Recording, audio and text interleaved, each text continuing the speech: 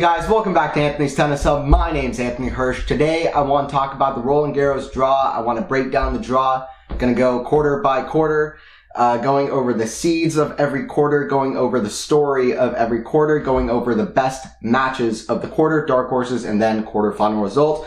Then I'll give my semifinal and final prediction. I'll be honest, this one was difficult. I've watched a few draw previews now where people are having great difficulties deciding where this draw is going to go because it is so unpredictable. It is so unpredictable for multiple reasons. This feels like the most wide open major we've had on the men's side in a long time. We've had such a big dominance by Rafa at this event, but going into this event, it does not feel the same way as it did many of the other events. Not to say that Rafa has no chance, but just to say that it feels different. This is a very wide open event. Djokovic is not in form whatsoever. There are health concerns around many of the players, Sinner, Alcaraz, and also now people are more so looking at a guy like Stefanos Tsitsipas or Casper Ruud or who else? Can somebody else break through? So, you know, it's going to be interesting to see what happens, and I'm excited for it. Please don't forget to subscribe if you're new, by the way, to Anthony's Tennis Hub. I would appreciate it. For a lot more stuff coming up. Okay, so talking about this tournament, so I'm going to go to quarter one and get underway here. Quarter one, the seeds are Djokovic, Musetti, Cerundolo, Paul, Fritz, Mannarino, Etcheverry, and Ruud. Story of the quarter. How does Novak look with his substandard form trying to defend the title? Of course, he won the title here last year. If he doesn't at least reach the final, then he will drop down from his world number one ranking. So how does Novak look? He lost to Mahac in Geneva, and he lost in Rome to Alejandro Tabilo in straight sets. Very uncharacteristic for Djokovic. He's just not looking as motivated. It looks like he's rushing. Very strange. You assume it's going to be a little bit different coming into a Grand Slam like the French Open, where amazingly, if you look at the Roland Garros Wikipedia page, one of the first things it says is Djokovic is vying for a record-extending 25th major singles title and to become the first man to complete a quadruple career Grand Slam. So, that's insane that that's even possible. By the way, one more Monte Carlo, he has a triple career Masters. So Djokovic's records are unbelievable. He's just missing an Olympics from that ridiculousness and having every single big title. But anyway, he's basically got every record back, and it's just ridiculousness. And Novak is amazing at Roland Garros as well. He's lost 8 times here to Rafa. 8 times. Who knows how he would have done all of those 8 times had he not had Rafa in his way. But the question is, how does Novak look with his form?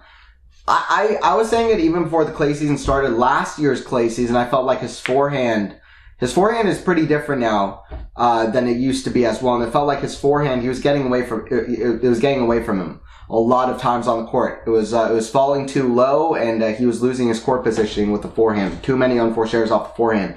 We're seeing a lot of the same things now as well, and I just don't know exactly. I don't know what to expect from him, but I feel different coming into this major with Novak than any other major that I've watched in my tennis fan lifetime.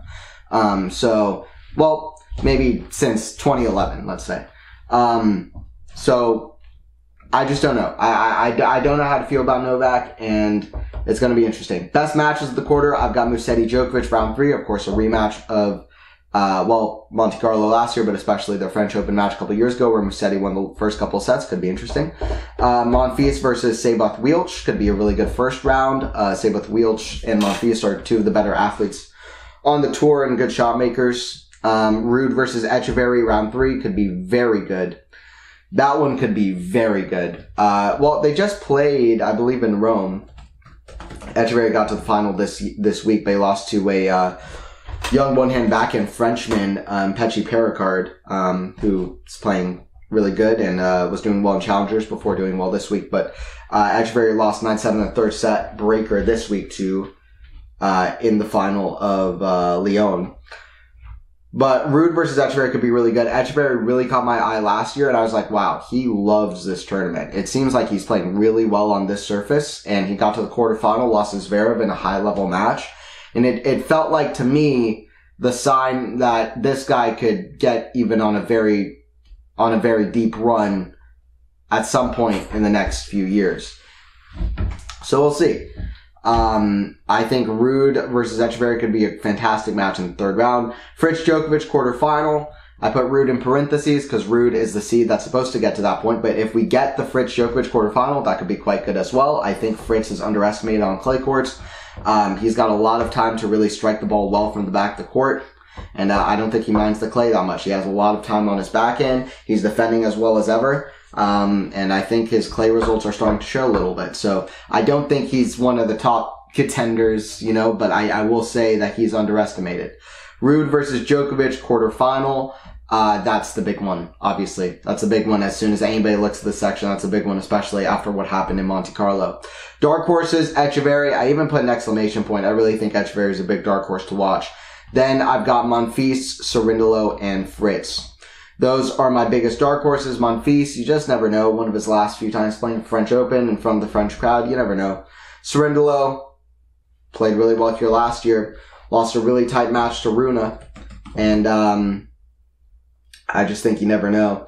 But he's not in great form. Lost to Gaston in Lyon, which isn't very good. In Rome, he lost to Karin Khachanov 6-2, 6-4. Not the most solid stuff, although he did beat Zverev in Madrid, which means that he's very kind of up and down at the moment. And Fritz, I decided to call Fritz a bit of a dark horse. I don't think a lot of people are really looking at Fritz as a big guy to watch this tournament. I don't know if he's necessarily a dark horse, but I want to include him to say, don't underestimate him. Quarterfinal, I've got Ruud defeats Djokovic in 4 sets. That's my prediction. Novak, Djokovic, the big tower looming over the Grand Slams. For me, he falls down in this event. Casper Ruud has played fantastic this clay swing. He's already beaten Novak this clay swing. It's hard to beat Novak twice in a row, but I love Ruud at this tournament. It would be revenge from last year. I love Ruud at this tournament. I even liked how Ruud played against Novak last year. And Novak is not the Novak he was last year. He's not at the moment. He really is not. And, I mean, it's hard to imagine Djokovic not getting to a quarters, honestly. Although it's possible, but it's hard to imagine that. But Ruud is tough. He's an elite clay courter. Casper Ruud is an elite clay courter coming off a title as well in Geneva. And I like the forehand at the moment, with Novak. Novak is rushing, and, we'll see. I mean, even in Geneva, I felt like Ruud was doing a lot of healthy mental things. He was getting a little bit upset at himself at times, but I felt like he was doing it for the right reasons, getting upset at himself and then being able to, push himself to get better. And I feel like mentally at the moment, Djokovic just lost. I was going back and forth a little bit, but at the end of the day, this is what my heart feels, and I feel good about it. Of course, Djokovic can make us all eat our words. When Djokovic comes to a Grand Slam, he's a different beast.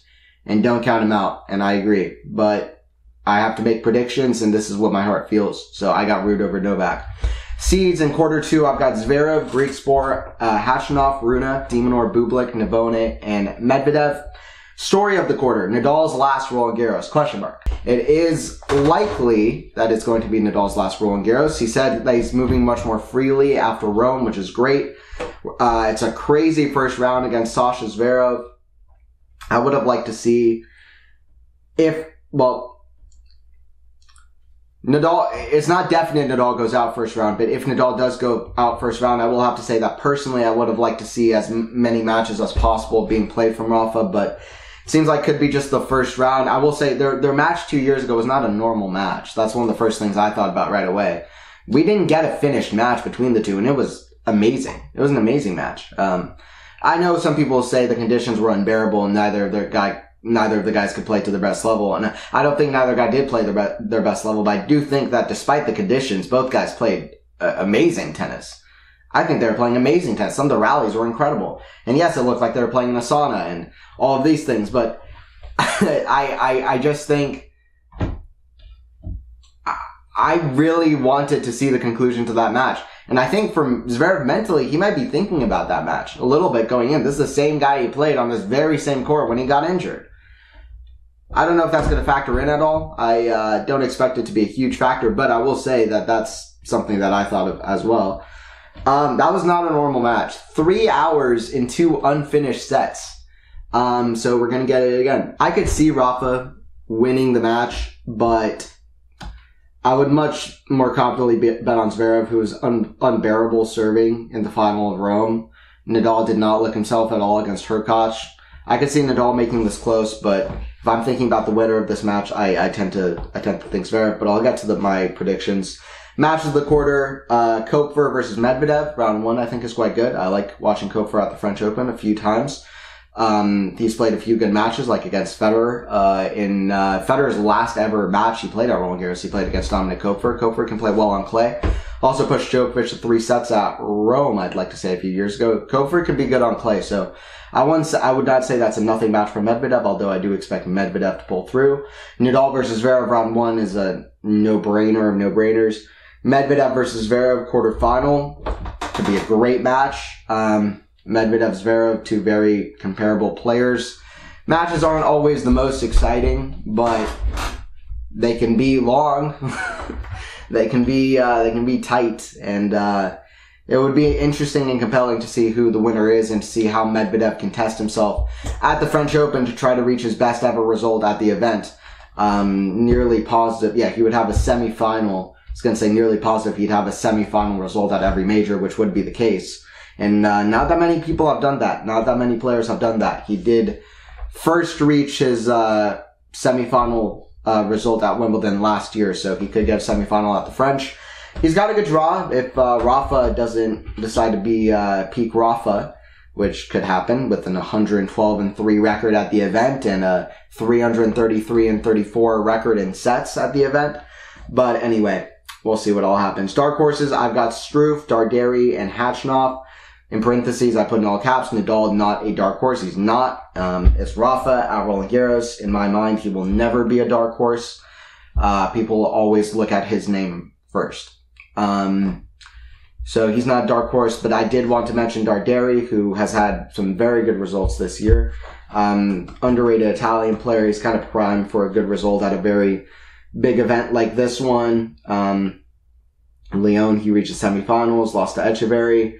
He beat Arnaldi to get to the semifinals of a Challenger in Turin at the start of May. He beat Navone in Rome. I mean, he's had a few good wins. He's constantly losing to really good players. Fritz in Madrid.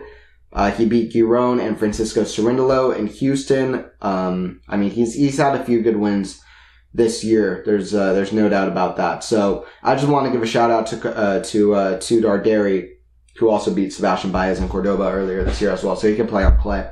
Karen Khachanov, he played great here last year. I think he pushed Novak, and he deserves a mention and a nod. And he's been doing decent recently as well. He just had a really good run in Rome, which I want to point out just to show why I put him here. If you're saying Khachanov on clay, I mean, he won Paris, but he won not Roland Garros, he won Paris Masters. He's not a clay player, but I just want to point this out, right?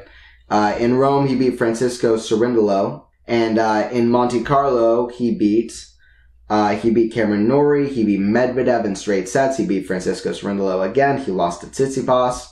You know, he can play on clay, so I just want to give him a nod. And yeah, and then Jan-Lennard Struff as well.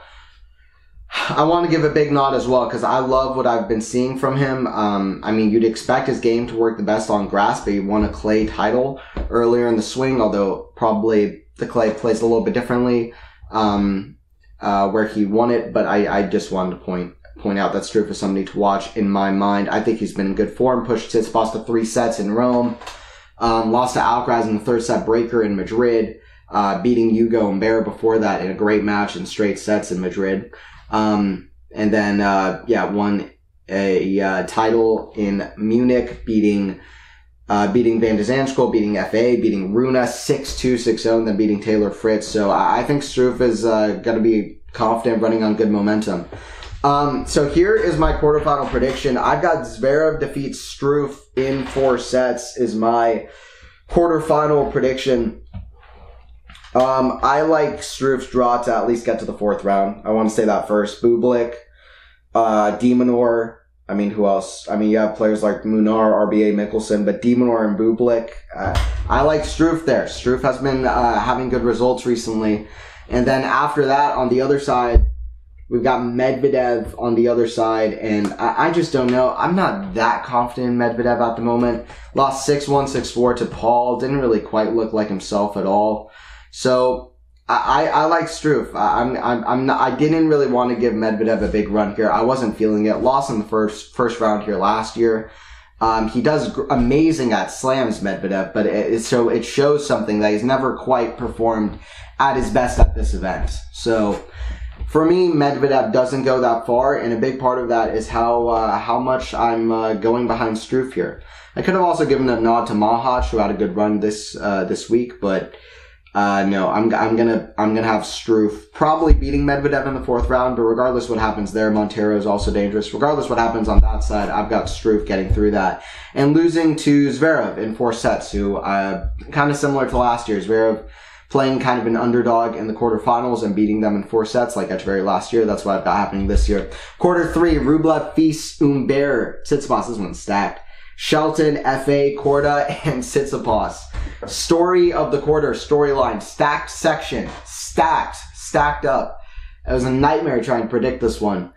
Stacked section, but it depends on how Alcaraz looks. Is it that stacked? If Alcaraz is at his best, because I feel like Alcaraz likes playing Rublev. I feel like Alcaraz likes playing Tsitsipas. He might not like playing FA that much, but FA, first questions about his form, maybe, but also even more so it's on clay, where I feel like Alcaraz will be confident. Pretty much similar thing goes for Ben Shelton as well. I think Alcaraz is happy.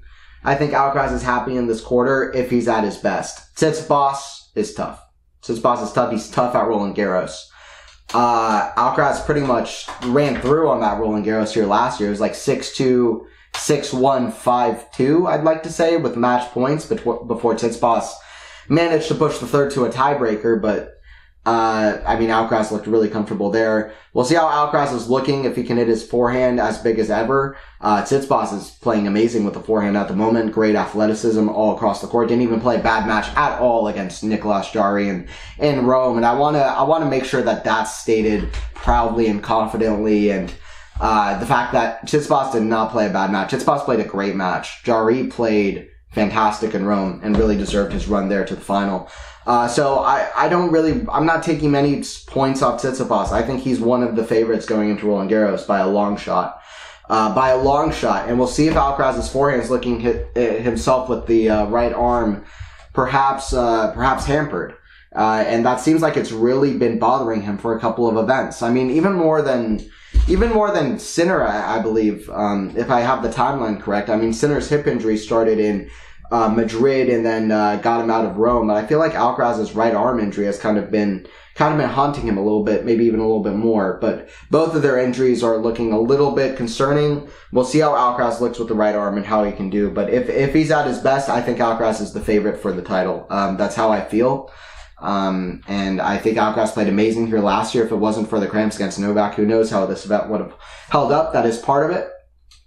And if Alcaraz now has gotten over that issue where he won't be cramping, and the right arm is looking good, I think he's an absolute killer at this tournament. Period. Matches of the quarter, Wolf versus Alcaraz. Wolf is fun to watch. 2 big talents. I'll be played in good spirits. I'd be excited for that one, and also to see how Alcaraz is looking.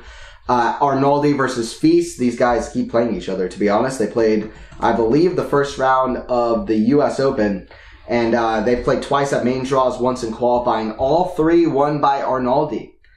Arnaldi won in 5 sets. Arnaldi won in 5 sets at the U.S. Open last year. So that could be a good one. Rublev versus Tsitsipas, 4th round. Could be very good. Big test for Rublev, trying to get to his first Slam semifinal. He keeps having tough draws. We'll see if Alcaraz is indeed a problem here for him, because Tsitsipas, I can more imagine Rublev getting through Steph It's a little bit harder for me to imagine him getting through Alcaraz if Alcaraz is at his best. In fact, I just don't see that happening. But well, it depends on Alcaraz and if he's at his best. Alcaraz versus Tsitsipas could be a great one as well, although Rublev is supposed to get to the quarterfinal. And yes, of course, Alcaraz-Rublev quarterfinal could be a very good match as well. Dark horses, I've got Altmaier, Arnaldi, and FAA. Arnaldi is a top player. I mean, he's a solid player, and he's been having good results. He's good on clay. So I just wouldn't, I would want to mention him because he's always tough. Altmaier pushed Sinner last year at Roland Garros. I believe he lost to Khachanov right after that. And also FAA as well is in there too. And FAA, of course, with the run in Rome. And yeah, I think that FAA is somebody to bring up, especially because he became the third person to push Rafa to five sets here just 2 years ago. And when Rafa won the title. And Felix, I think he's liking clay more and more. So I just wouldn't discount FAA for sure. Those are the dark horses. Nobody that I feel that strongly will perform well here, but especially because there's so many strong seeds in this section, like Rublev, Alcaraz, and Tsitsipas. But this is my quarterfinal prediction. Quarterfinal, Alcaraz defeats Tsitsipas in 5 sets. Close. Their matches have not been close of recent. They played a 3-setter in Barcelona a couple years ago. They played a amazing match in 2022, I'd like to say. No, 2021. At the US Open where Alcaraz broke through as an 18-year-old, which I thought was the match of the year. A lot of people were saying that Nadal-Djokovic French Open was the match of the year. I had my match of the year as Alcaraz versus Tsitsipas there. 5th set tiebreaker. Amazing match from Alcaraz to prove himself as a young guy as a real problem. But Alcaraz is 5-0 in their head-to-head. Like I said, 2 of their first 3 matches were very close, but their last couple last year at the French Open, 6-2, 6-1, 7-6, like I mentioned. Barcelona, 6-3, 6-4, not close at all in Barcelona. Alcaraz hitting about 50 drop shots, getting the best of Alcaraz. Getting the best of Tsitsipas, Alcaraz with that drop shot. But that being said, their first few matches were very close, and Tsitsipas or Roland Garros is a different beast. It wasn't close here last year, but we'll see how Alcaraz is looking. Tsitsipas also looks better to me than he did last year, for sure. So I would not discount stuff at all. I have it being a 5-set match, but Alcaraz pulling through. And that leads me to the 4th quarter. Seeds Hurkacz, Tiafoe, Tabilo, the big lefty, Dimitrov, Jarry, and Baez, Norrie, and Sinner. Story of the quarter. Can anyone stop Sinner? How is he moving? Looking good in practice. I haven't seen a whole lot of practice videos of Alcaraz, but Sinner is looking good in practice.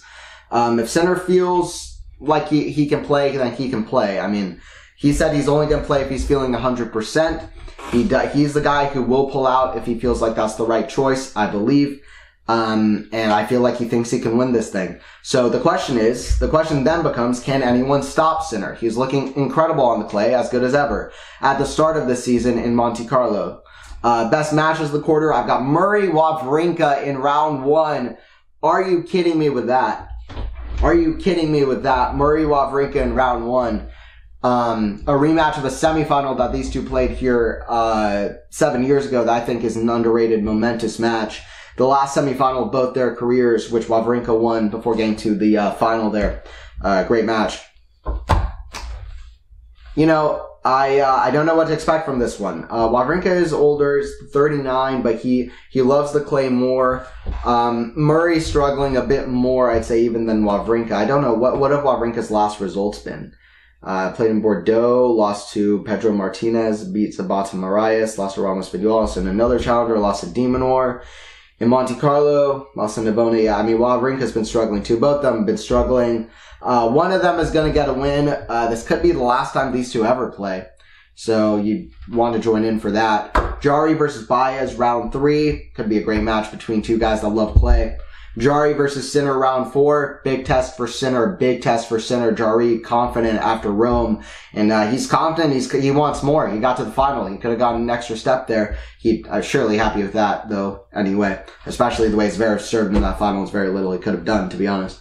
But Jarry Sinner round 4 could be awesome. Dimitrov Tabilo round 3. Speaking of players that did well in Rome, Dimitrov Tabilo, they played a very close match in Miami when Dimitrov was playing amazing. Tabilo got just a couple of points from winning it so close in that second set tiebreaker in Miami. The one time that they've played 2 tiebreakers start off that match. So that could be a really good one. Dimitrov has struggled at Roland Garros a little bit more than you would expect. He's never even reached the quarters here. In fact, nobody in the 7th section of this draw has ever reached the quarterfinals at Roland Garros. So somebody's going to do it, whether that's Hurkacz, Dimitrov, or anybody else. So yeah, it'll be interesting to see what all happens. Yeah, Wawrinka Murray lays in that 8th section. And dark horses, I've got Tabilo and Jarry, the Chilean duo that did incredible in Rome and shook the tennis world by becoming the first couple Chileans in the semis of the Masters. Quarterfinal, I've got Sinner defeats Dimitrov in 3 sets. I was surprised. I didn't think I was going to push Dimitrov very far here. Dimitrov's done well. I've got to say, Dimitrov's done well at tournaments he hasn't done well in the past this year. Miami got to the final after never having gotten even to the quarterfinals at Miami. Could do the same, could do similar and reach his first quarterfinal here. I really like his draw. Hurkacz has been doing really well though. On clay, he's looking good. He looked great against Rafa. So a lot of people are going to put Hurkacz in, and I respect that. But Hurkacz also has never reached the quarterfinals here. He played a great tournament in Rome, beating Nadal 6-1, 6-3, beating Echeverry in straight sets, then beating Baez in 3 sets before losing Tommy Paul. But I don't know. I was just feeling Dimitrov a little bit more confident, feeling a bit more confident in Dimitrov because Dimitrov is 5-0 on Hurkacz. And also, I will say this. They played a lot of close matches, and it just feels like Dimitrov has something on Hurkacz. It just feels like when it gets close, when it gets down to it, Dimitrov feels confident in beating Hurkacz. And I feel like Dimitrov is probably more confident on clay than Hurkacz. Although Hurkacz did win a clay title this year, I still just feel like Dimitrov might be more confident. That being said, I have Sinner over Dimitrov in 3 sets. It wasn't close in Miami. I don't think it'll be close here if Sinner is feeling healthy and in form enough to get to the quarters, especially having to beat such a good player as Nicolas Jarry. That leads me to my semifinal and final predictions. This was impossible. This whole tournament was impossible. Going in, I was thinking, well, I kind of had an idea of my champion going into the tournament, but I was also considering guys like Ruud, like Tsitsipas. Is this their years? Maybe now that Djokovic and Rafa aren't quite at their peaks, maybe before Alcaraz has quite reached their peak, a lot of guys are not healthy, a lot of guys are not in form. This is what I ended up going with after some thought. Semifinals, Zverev defeats Ruud in 4 sets. Alcaraz defeats Sinner in 4 sets. Alcaraz is tough. Alcaraz is tough on clay. And I just feel like Alcaraz, with that win, Indian Wells as well, also conditions he probably likes more than Jannik. I think these are conditions he likes more than Jannik. And I'm just not sure if Alcaraz is feeling good enough to get to the semifinals, hitting his forehands big enough. I think he'll have to play amazing to get to this point against Tsitsipas. Tsitsipas to me is like the middle crutch of this event going in, strangely enough. I think of him as kind of the guy right in the middle. When I think of this event, I think of Tsitsipas first. He's one of, to me, this is Tsitsipas' chance. I think Tsitsipas should think of this event as his chance.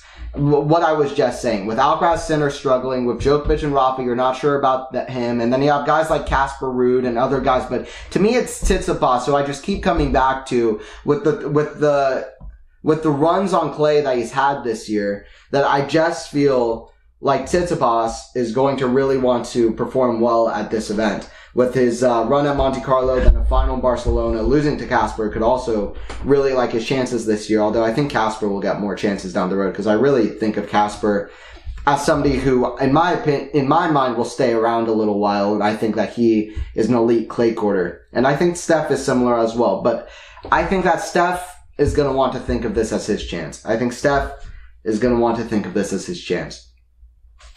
And Tsitsipas is the guy I was thinking of. Ruud is the guy I was thinking of. But at the end of the day, I have Alcaraz over Sinner. I think Alcaraz still likes the movement on clay more than Jannik, although Jannik has improved in that department by a lot. I just think the surface benefits Alcaraz in so many ways. Sinner has improved on the drop shot, but Alcaraz I still think is better on the variety. We saw that a little bit in Indian Wells as well. And we'll see. I just like Alcaraz a little bit more. Sinner could also win. And it's very unpredictable at this point, predicting this matchup. I think it'll be much easier to predict if we see 5 matches from them first before they play the semifinal, especially where their health is at. Zverev defeats Ruud in 4 sets. I didn't think I was going to go with this. My thinking here is that Casper, the last couple of years he's reached the final here. Casper against Zverev. I think of how Casper performed at the Australian Open. He had a few good results coming into Australia, and people were like, "Oh, is Ruud going to have a good Australian Open?" Loses to Cameron Norrie in what was it, second round? I believe second round. Not a good result for Ruud whatsoever. Really a match that Ruud should have won, absolutely. I also think of how Ruud beat Novak in Monte Carlo, then was very poor versus Steph. If Ruud beats Novak, very good for Ruud, but I do wonder if he can, do that match after match. Novak can take a lot out of Casper. Also, I just think about how Zverev is serving unreal and is very confident and performed really well at the Australian Open as well. And I just feel like Medvedev is a little bit more mentally solid than Casper is when it comes down to if this is a semifinal match. Zverev is going to be hungry for revenge against Ruud. Ruud beat him last year. And Zverev is serving unreal. I could imagine Ruud getting through this one. I think Ruud will get more chances, but I have to go with Zverev. I think Zverev wins the semi. And then my final prediction in 3, 2, 1. Alcaraz defeats Zverev in 4 sets. Alcaraz wins his first Roland Garros, his 3rd major in 3 years. And they all come on different surfaces as Alcaraz beats Zverev in 4 sets, avenges his loss to him a couple years before. And it would be a great one for Alcaraz. I mean, I still have Zverev winning a set, but I think that Alcaraz will feel confident in that matchup.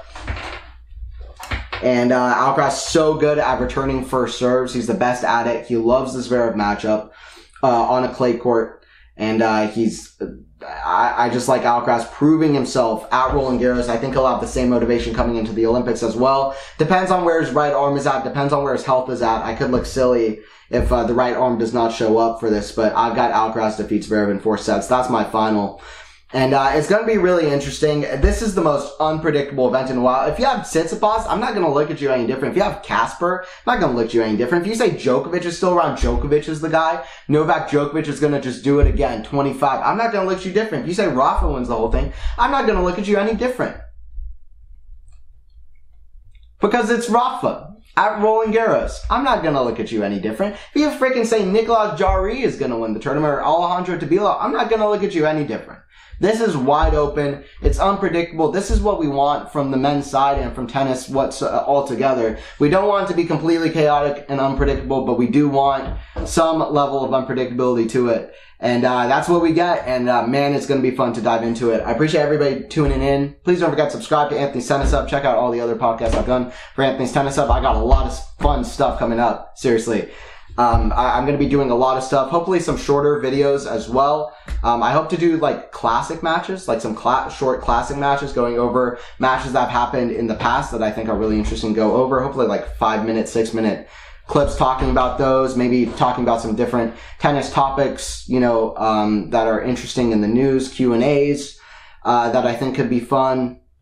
A lot of different stuff coming up and just talking about different stuff going on, post matches that I think is fun. I think you guys like the post match and I like doing post match. So, hopefully some of that. I'll see if I can, do some WTA as well. I've mostly focused the channel on ATP content, but I really like, talking about the WTA matches as well. And I like following that as well, which I talk about that on the Tennis 360 podcast that I do on the Quality Shot Tennis channel with Eliza Westcott. But that being said, I have a lot of stuff coming, so definitely tune in for that. I'll see you guys at the next one.